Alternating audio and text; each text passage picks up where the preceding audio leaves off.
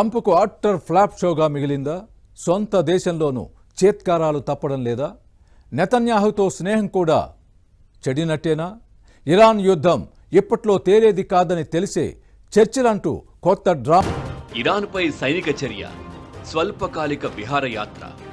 యుద్ధం ఆరంభంలో ట్రంప్ చేసిన కామెంట్లు ఇవి. కానీ ఇప్పుడు సీన్ మారిపోయింది. ఇరాన్ను చిట్టెలుకలా భావించి ఇలా వెళ్లి అలా చుట్టి వచ్చేద్దామనుకున్న అమెరికా, ఇజ్రాయెల్కు ఇరానియన్లు చుక్కలు చూపిస్తున్నారు. అటు తాము ఓడిపోకుండా, ఇటు వీళ్లని గెలవనివ్వకుండా అమెరికా, ఇజ్రాయిల్ను త్రిశంకు స్వర్గంలో నిలబెట్టి ఆటాడుకుంటున్నారు. ఇరాన్ పెద్దగా ప్రతిఘటన ఇవ్వకుండానే లొంగిపోతుందన్న ట్రంప్ లెక్కలు తప్పాయి. మరీ ముఖ్యంగా 48 గంటల్లో విద్యుత్ కేంద్రాలను ధ్వంసం చేస్తామన్న ప్రకటనతో ఇరాన్ లొంగుతుందని, హర్మజ్ను తెరుస్తుందన్న ట్రంప్ అంచనాలను తలకిందులయ్యాయి. యుద్ధం మొదలైన రోజు నుంచి అమెరికాతో అంటకాగుతున్న గల్ఫ్ దేశాలపై ఇరాన్ తీవ్రస్థాయిలో దాడికి పాల్పడుతూ వాటిని ఉక్కిరి బిక్కిరి చేస్తోంది.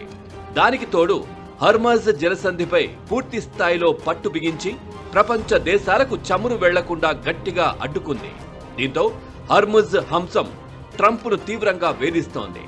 ప్రపంచం వేళ్లన్నీ తననే దోషిగా చూపించడంతో ట్రంప్ సామధాన భేద దండోపాయాలతో సమస్య పరిష్కారానికి ప్రయత్నించారు. నాటో దేశాలను బతిమాలుకున్నారు, బెదిరింపులకు పాల్పడ్డారు.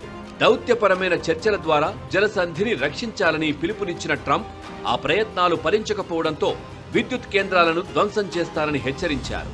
ఇప్పుడు మళ్లీ మాట మార్చి ఇరాన్ ఇంధన మౌలిక సదుపాయాలపై దాడులను మరో 10 రోజుల పాటు నిలిపివేస్తున్నట్లు ప్రకటించారు. అది కూడా ఇరాన్ బతిమలాడుకోవడం వల్లనే ఈ నిర్ణయం తీసుకున్నట్టు కలరింగిచ్చారు. ముఖ్యంగా తమ సైనిక బలగాన్ని, ఆయుధాల బలాన్ని చూసి విర్రవీగి ఒక్కసారిగా దండెత్తి వెళ్లిన అమెరికా, ఇజ్రాయెల్ను ఇరాన్ ఆయుధ సామర్థ్యం, పోరాట పటిమతో ఎదురుదెబ్బ కొట్టింది. చిన్న చిన్న డ్రోన్లతోనే ఇరాన్, అమెరికా, ఇజ్రాయెల్ను బురుడీ కొట్టించింది. మరోవైపు ఇరాన్పై దాడి విషయంలో అనుసరిస్తున్న విధానాలపై ట్రంప్నకు సొంత దేశంలోనే సెగ తప్పడం లేదు. యుద్ధం కోసం $100 బిలియన్ల ఖర్చు చేయడం పట్ల డెమోక్రాట్లు, ఆర్థిక నిపుణుల నుంచి తీవ్ర విమర్శలు వ్యక్తమవుతున్నాయి. ఈ క్రమంలోనే ఈ ఏడాది మార్చి 20 నాటికి ట్రంప్ నిర్ణయాలపై ఆమోద రేటింగ్ 36% పడిపోయింది. దేశ ఆర్థిక పరిస్థితి, ద్రవ్యోల్బణం, నిరుద్యోగంపై నిపుణులు, సామాన్యులు సైతం ఆందోళన వ్యక్తం చేస్తున్నారు. ముఖ్యంగా ఇరాన్ యుద్ధం గెలుపు విషయంలో జరుగుతున్న జాప్యాన్ని సహించలేకపోతున్న ట్రంప్ బహిరంగంగా తన అసహనాన్ని ప్రదర్శిస్తున్నారు. యుద్ధం చేద్దామని తొలుత రక్షణ మంత్రి పీట్ హెగ్సెత్ సూచించారంటూ డైవర్షన్ పాలిటిక్స్ కు తెరతీశారు. అంతేకాదు, ఇరాన్తో యుద్ధంలో ఒక ఒప్పందం కుదిరే అవకాశం ఉన్నందుకు హెగ్సెత్ కోపంగా ఉన్నారంటూ ఆయనపై నెపం తోసేశారు. We can keep going and get that 50,000 up to 55 and 60 is no end. Or we can take a stop and make a little journey into the Middle East and eliminate a big problem.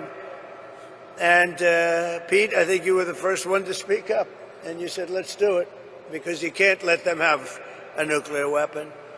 So we are now having really good discussions. They started last night, a little bit. The night before that. ఇరాన్తో యుద్ధంలో వెనక్కి తగ్గలేక, ముందుకు వెళ్లలేక సతమతమవుతున్న Trump చర్చలు అంటూ కొత్త game మొదలుపెట్టారు. అయితే ఇప్పుడు ఇదే అంశం ట్రంప్, నేతన్యాహు మధ్య విభేదాలకు కారణమైందన్న వార్తలు వినిపిస్తున్నాయి. ఇరాన్ విషయంలో అమెరికా, ఇజ్రాయెల్ లక్ష్యాలు వేర్వేరుగా ఉన్నాయని ఇటీవల అమెరికా నిఘా విభాగం చీఫ్ తులసి గబ్బర్డ్ వ్యాఖ్యానించడం చర్చనీయాంశమైంది. ఇరాన్ బాలిస్టిక్ క్షిపణి వ్యవస్థను, నౌకాదళాన్ని నాశనం చేయడమే ప్రధాన లక్ష్యమని వైట్ హౌస్ చెబుతుండగా, ఇజ్రాయెల్ మాత్రం ఇరాన్ నాయకత్వాన్ని దెబ్బతీయడంపై దృష్టి సారించినట్లు ప్రకటనలు చేస్తోంది. ఈ క్రమంలోనే ఇజ్రాయెల్, ఇరాన్ మౌలిక సదుపాయాలు, చమురు కేంద్రాలపై ఏకధాటిగా దాడులకు పాల్పడుతూనే ఉంది. దీంతో ట్రంప్, నేతన్యాహు మధ్య అభిప్రాయ భేదాలు తలెత్తాయన్న అభిప్రాయాలు బలపడుతున్నాయి.